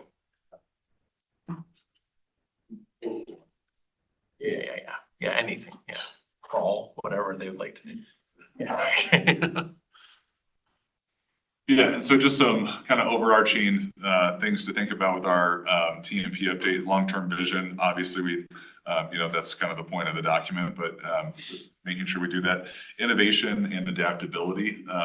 Aaron mentioned kind of with the change in funding criteria, stuff sent out today, that there's going to be an emphasis on, innovation and efficiency. Can you deliver projects for less money? Can you do things that haven't been done before? So, we want to be innovative anyways, but this is, will help position us for grant funding. And then community engagement. How do we, I think that we did a pretty good job with the community engagement the first time. And so how do we make sure we do a good job with community engagement this time? So we even heard tonight from public comment that, that some people feel that not enough word is getting out when it comes to projects. So how do we make sure that people don't feel that way as much as possible? So that's a surprise. Okay. So the questions part is, hey, do you have any questions? Can I clarify anything? And then the next steps is really, all right, so this is kind of month one of the TMB looking at the TMP. What does month 2 look like? So. Thank you for that presentation. I thought that was helpful. Yeah, that was really helpful. Thanks for putting that together. Yeah, thanks to Derek too for the time, so. More you want to add? I think that the next steps are gonna be what we're gonna start talking about. Because now we got a idea, now we got, it's like, so what do we start putting together? And I know Jeff has a framework of a plan that we can start. We have a rough framework. Concept. I guess after reading through that before and then seeing you do that now, my question, I don't know if anyone else has this, I'm still not 100% clear what it is you would like from us hiring of the consultant. Like, it seems like all that stuff you just talked about, or not all, but the vast majority we just talked about is stuff that a consultant will be exploring and doing. Yeah. And so what is it you would like? And I look at all, I'm looking at you, Shane, but I mean all of you, and what is it you would like from us by July? Can you give us maybe some examples of things you might like to hear, or like categories, or something that kind of helps us move? Yeah. I don't know if anyone else has that same question. Well, yeah, so I would say that like probably one of the moments that I was radicalized the most was when one of my first, this time moving back to Littleton, I went to the study session that council had with the consultants when they were like ratifying a whole bunch of these things. And not necessarily about the TMP, but about something else. And they were saying, like, this consultant was like, all right, so a lot of best practices is to reduce required parking by transit corridors and bus stops and things like that. This is what the comments said. The comments said overall they support that. What do you all think? And a council member, said, I want a parking spot wherever I go. And so I don't want to do that at all. And they were like, okay, and I was like, is that how decisions are made? And there were some other council members who were like, I don't feel informed I don't know the implications of that. I want some more details on this. And so I'm wondering as well, like along those lines, is this partly just what is the feedback of the TMB, Transportation Mobility Board, so that when it goes to these decision points down the line from us, that you can point back and say, this is what they were advocating for, or is it, like that part of my question. Keep in mind, like from a timeline, my understanding is 18 months. We got 9 months pre-finding the consultant and 9 months after, right, give or take. And you're asking from us that by end of July, we provide you our feedback on what we want to prioritize in the TMP, and guide in a little bit on how the consultant should be hired. I know you're not asking us to hire the consultant. And so but then after that, I assume the consultant's going to be doing a lot of work, and I assume you'll be coming back saying, here's a draft copy, or here's this idea, that idea. So I'm trying to understand is what I think we will get to that point, but I don't think that's by July, right? But maybe I'm wrong. Well, yeah, and I'm wondering, if you guys just want to write the scope and give it to Megan, that would be great. We can interview all the consultants. Yeah, that would be perfect. Absolutely.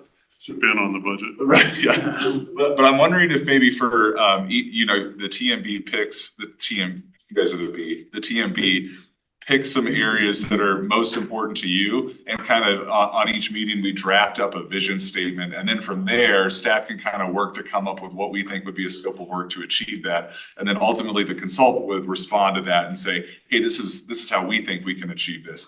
But I think you guys coming up with a vision statement, maybe some goals for each of those subjects might be a good way to help us start like shaping that. And because we put a draft scope of work in the RFPs we release. Yeah, I'm a little tense. Like, can you give me an example? Like, it doesn't have to be one that we actually would even say. Just like, what are some examples of what these would be? So what about public engagement? Like, what do you guys, if you had a vision statement for what public engagement would look like throughout the TMP, what would that be? Like a public engagement process that intentionally reaches out to, you know, those who don't normally show up to meetings, right? To those who are, you know, too young to engage, or maybe too old to engage, or too busy to engage. And what does that look like? Could it also? Hey, Shane, if I could just break in for a minute, I think that's a really excellent way that we could engage early. And I think, Jeff, I really support this idea of us being involved in some way with the greater public before the consultants go to work on this. Because I think the one thing we don't want to do is surprise the community with something that's already baked, that they don't, you know, a cake that's already baked that the public doesn't recognize or want. So I think anything that we can do to engage some of those sectors that Shane just identified, the people that aren't normally engaged, I think that would be a very valuable service to the community and to council, because I think it will save you the embarrassment of being halfway down a path that the people somehow don't recognize when it's presented.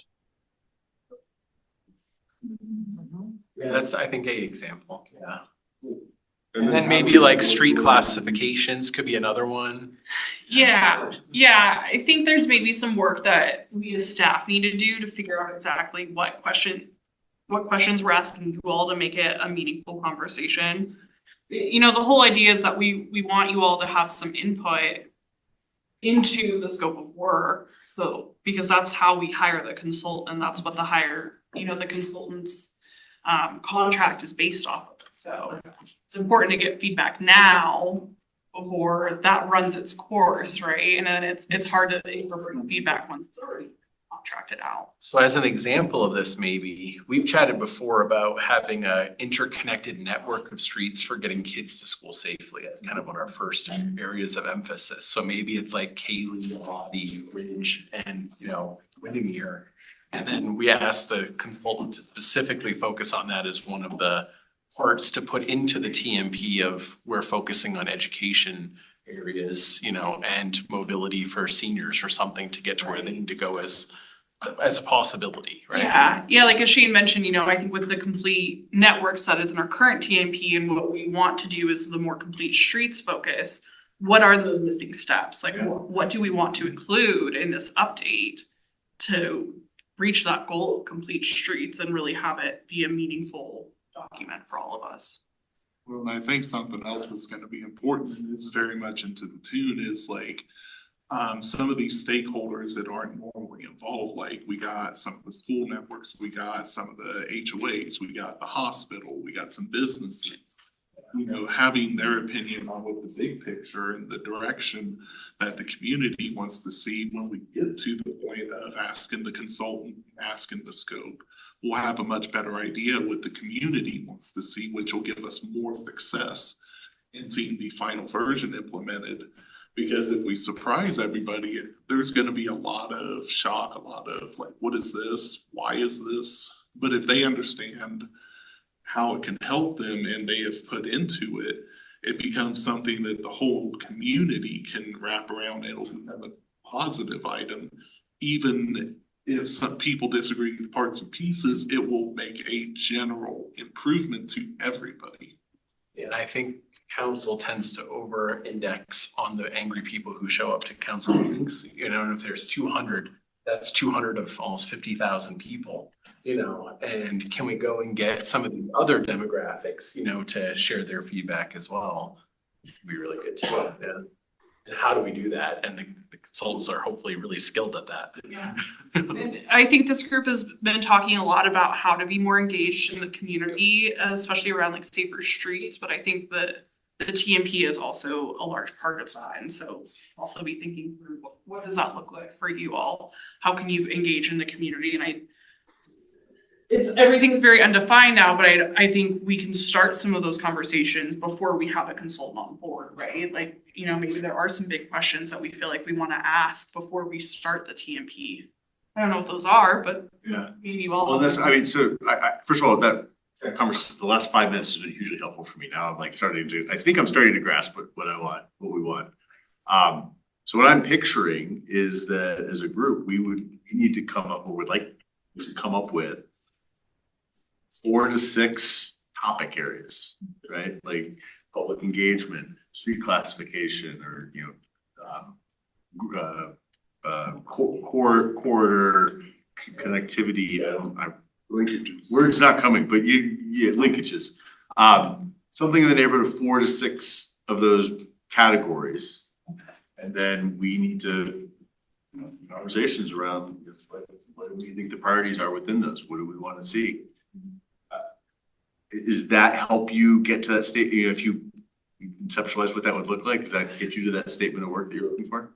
I think so. I mean, I think, you know, we could turn the sessions kind of into working sessions, and it'd be, you know, a little bit chaotic, but trying to come up with a vision statement for that topic by the end of it. And I think you could, you know, we could even work with communications to maybe advertise these meetings a little bit more, so you get more people to show up, and instead of just somebody's angry legitimately over something, you get people like, oh, I would love to, like, I wish they did this differently. I think this is a good idea, and encourage more people to show up, and that can influence the conversation for the evening. I mean, I think a great example of this is the people who have come and commented tonight advocating for their mobility, you know, and I think this is a perfect example if we want to encourage more of this, you know. Sort of like an angry mob debate. Lightly, or I think activating more groups like this. Absolutely.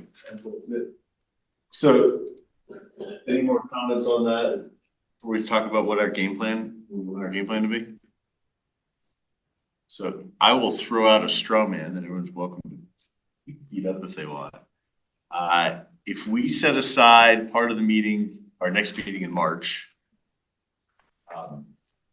to come up with our topics. So that would be, you know, someone's going to go on that whiteboard. We just start throwing stuff out. Everybody should be thinking about it in advance. We narrow it down to, like I said, 4 to 6. Then that gives us April, May, June, and July, 3.5-ish months. We've all at least verbally said we're open to doing some study sessions, like at least 1 more, if not 2 more a month outside of this for the short time frame. That gives us something in the neighborhood of 6 to 9 meetings to dig into each of those topics. So we can say maybe each study session, we're going to try to knock off 2. And we did do some pre-work for this, because if I remember correctly, when we went to the study session, we had a list of how we prioritize things as part of that presentation, where we broke up into groups. So we've done a little bit of legwork on this. We can be on that and update it, yeah. But I think that makes sense. And then that gives us July to pull it kind of into one sensible something. You guys can, give us a gold star, plus we failed. But it could also be important if there's maybe subjects that we can't have by July, but have active community involvement will also be as important. My picture is we're not going to have all the answers by July. We're just going to have, these are sort of the high level categories and what we think are the priorities. I think it'd be great too if, like, in the Littleton, what's the Littleton magazine, like the city of Littleton's, the Littleton report said, hey, the board, Transportation Mobility Board is doing this. Come and leave public comment about what you would like to be prioritized as well. I think that would be really, and and like the city's social media account too, to say, come to the TMB board specifically to chime in and hear what they're talking about. Meeting in particular. Yeah. Absolutely. How do we facilitate that? Well, I was gonna wear a sandal. Would it be David? Like flipping it around. Take one for the team. Are you not? Yeah, Is it once, David Gilbert? I think once we have, the list and we know what sessions, we can quickly put together and work with David to get those published. Yeah, David's the right person, so. Yeah, and it'd be amazing if like 30 minutes were comments, or something like that at this meeting, just from people hearing. Like if we said, this is what the task that's in front of the TMB, they want your input, on these things as well. Yeah. Is there a method for them to just send us like an email as well? Just because I can visualize, some people can't. Yeah, I'm sure there is. I'll talk to Colleen about the formal process for that, but I think if we could advertise it by getting it to a certain date so we can include it in the packet, if we're explicitly asking for citizen comments.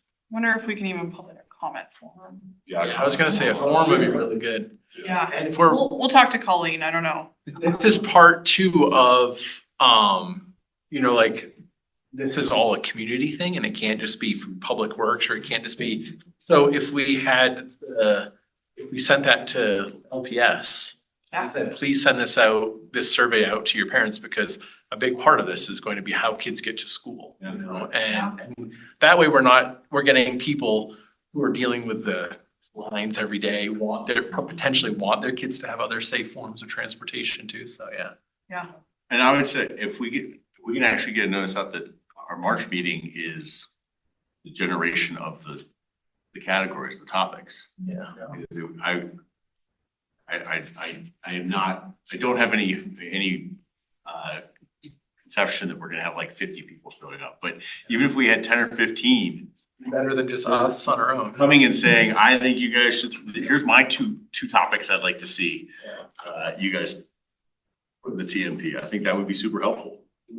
And then, because we can always go back to Matt's thing and just ignore it all. We just do what we want. I remember saying that. I'm a believer to find a rough shot over everything.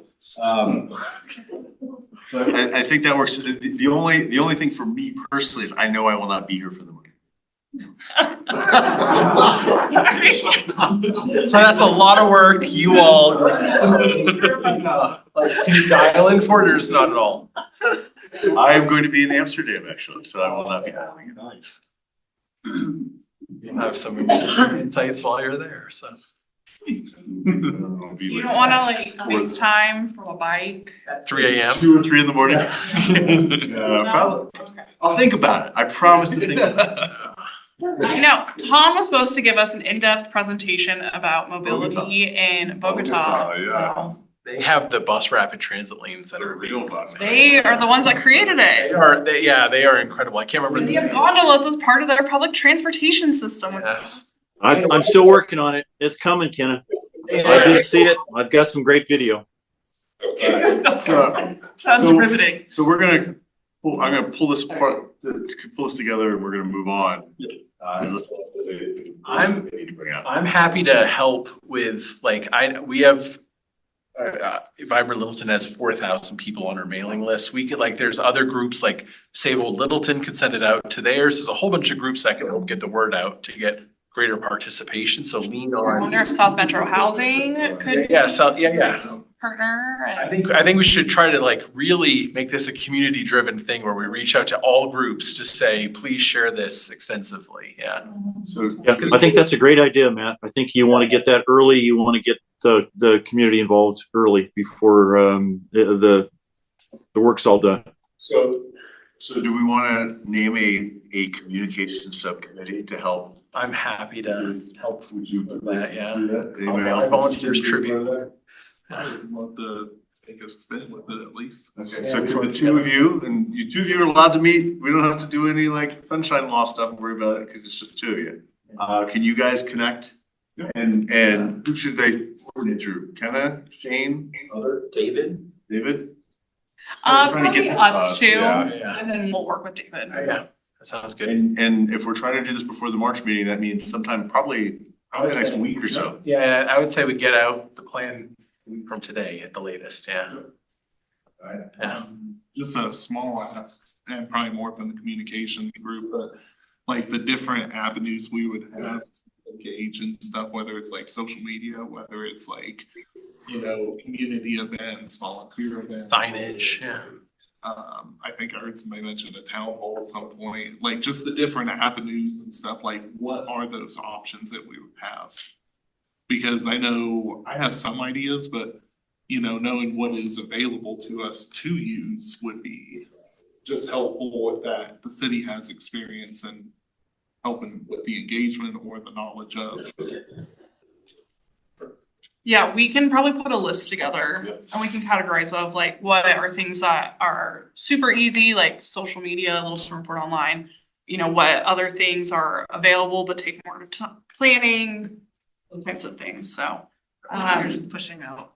this really aligns, I think, with something that this board had defined as a priority is like communication and group outreach. So No, I'm really, it's happening through a different avenue, but it's happening regardless. So I think that's great. and I appreciate the two of you stepping up. That's awesome. Let us know what help you need. I just started a new job 3 weeks ago, which is why I have not seen any communication. So I will be very intent this week on it. It's been stressful the last 3 weeks. But I would say if you two feel like you need to have another planning meeting with Shane and I, just let us know and we'd be happy to set something up. Just coffee or something one of these mornings, yeah. I didn't think they really like staying late. It's my favorite. It'll be during 1 week. business hours. Yeah. So everyone, board members, besides the two who volunteered to do some extra work for us, we all have homework, right? For the March meeting, we should all be coming with as big of a list as we can come up with of the topics and areas of concern and hope that we want to see in the TMP. Yeah, I think that'd be fantastic. All right. All right, we have 8 minutes. This is, Talk I don't about think we've ever. capital improvement And program. only 54 slides. We were just filling time waiting for, we've been done for like 45 minutes. In the lobby for 45 minutes. Oh. Go figure. You know, I kind of want to strike while the iron's hot, but do we have any community events coming up between this meeting and the next meeting? Since spring is kind of blossoming. Yeah, that's a good question. So I did send out, I think it was last month, I sent out a list of events. And then also at the presentation on Tuesday, there was a list of Safer Streets specific events. So we can look at that and see what there is and send that. Theoretically, Littleton Road comes online. Appreciate it. I mean, having a sign there could be really amazing. Oh, isn't Earth Day coming up? Reinhardt, I really appreciate you sticking around.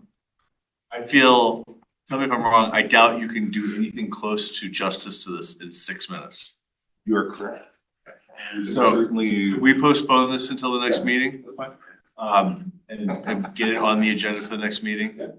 My apologies to you, because there is actually one more thing we do need to talk about, which is the memo to council, which we planned to do in April, but now apparently Robert was pushing hard for us to push that up to March. So I heard it was all you. Of all the things I'm pushing for, that ain't it. So Tom, I know you're taking the lead on that. Is there any questions anything you want to talk about? Questions, thoughts? No, I would simply ask all the board members to send to me inputs for things that you believe were the highlights over the last 6 months. That's typically how we've done it, Robert. And so when I pull together the report out, I don't think there's any surprises that will emerge there, but I would like to make sure that it reflects the input of the board members. So I would invite all of you to get me a few bullet points of things that you think deserve to be covered in that summary letter to council. And do you have a deadline for us on that? Yeah. Is it possible to ask for that within the next 10 days?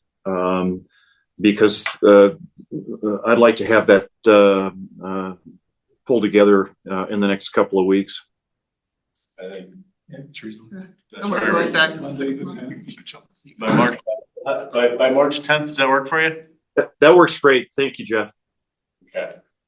And then the last thing we'll talk about with our 5 minutes is I guess we do have this, because last time we spoke, it was a maybe, but not a definite. Would you like to give a little bit of background on what we're going to have to talk to us in March? And I think what we're looking for is questions and feedback from the committee, the board, as far as what we want this person to present on. So why don't you go ahead and. Yes, so Dan Rainey from Lone Tree, who runs the Lone Tree Lake, will be attending along with someone from VIA, who is the operator of that service. So it is an on-demand, what they call micro transit service. So it's really to fill gaps in the transportation network. VIA is a company that runs it. And so there's a couple different models out there. Denver has one in Global area Swansea, and I believe one other place that I'm forgetting. And then Lone Tree started theirs a couple years ago to really fill that gap of where RTD is not meeting public transportation needs. And so I've attended a workshop hosted by them before. Dan is super great, super enthusiastic. And so we just asked him and a rep from VIA to come and present on the program and just give you a little taste of, what the program does, how they operate it, financially. Gosh, 2 years ago, I think their annual budget was like 700,000. So I would imagine that's probably closer to $1 million at this point to run this type of service. So he just asked if there's any questions in advance to help prepare to let him know. So yeah. So just to take one step back, just to make sure I should have done this before I introduced, asked for the next question, who he was. We've had conversations in here about our lack of conviction that RTD is going to be our one solution forever. So sad. It's reality. It's just the reality. Right? Trust me, I think anybody who's been before all knows, I wish that our transit looked awesome. I'm just not confident in RTD. And so one of the things we've talked about is what does transit look like with or without RTD? What options do we have as a city in an area by transit? We're a lot about that tonight, some requests for that. And this feels like one potential option. It's somebody who has done something that's outside of RTD but provides that transit. And so this was a thought of just trying to get our juices flowing, right? Like what is out there? What are some ideas? What are some potential? Could we take something like this and mold it into make Littleton work? So that's where that's why we're doing this. Could we link with other municipalities potentially to create some sort of regional, regional transportation district or something? Could we create something like that helps us to get stuff done? Transportation. Sorry. The 2026 ballot is going to be asking us if we're going to be part of the Front Range, like rail, regional rail sites. That's going to be on the ballot. I know that's not what you're joking about, but there's going to be a question for that soon. So I guess just the ask of the board, if you have questions now, feel free to throw them out, but the ask of the board, maybe by March 10th would be a good deadline for that as well. Say March 10th and are there specific questions and topics? Like that's a great one. Like what does he see as the potential of merging these across the? How did they determine that this was the right solution for Lone Tree? Yeah, and then also is it just on demand? Can there also be planned routes? Like I would, as a taxpayer in Littleton, love to have a little circulator bus that goes back and forth down Littleton Boulevard and up and down Broadway for people what does the cost of that look like? What is the cost per ride per rider? A lot of those questions I think would be really interesting to see. I was at a South Metro thing and they talked about they also use Uber and is he going to talk on that as well as part of the whole program? Potentially. I don't know a lot of specifics about that, but if it's through the city of Lone Tree, then I'm assuming Dan would be able to speak to that. Because that was like, what? They pick up their Uber? Okay. Can I just check? So for the March meeting now, we are advertising the heck out of one public comment. And then we're doing the capital projects and we're having. Probably gonna push the capital projects on it. Okay. That's a great reality check. Just can't see them.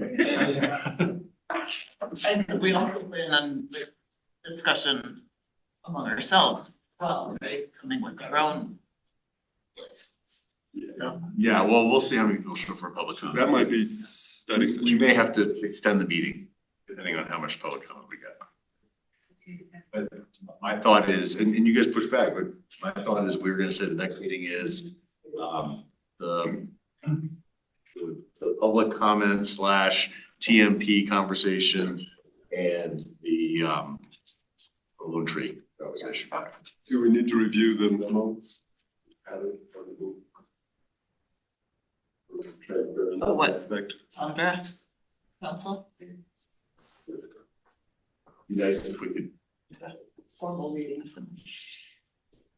Well, If it's drafted in time, maybe we can disseminate through email and then you can just come with any. And put it in the packet, so the public can see it too. Absolutely. And then, yeah, we can just talk about concerns and hopefully that can go faster too. Did we have a joint session with the council scheduled yet? Not on the calendar. Okay.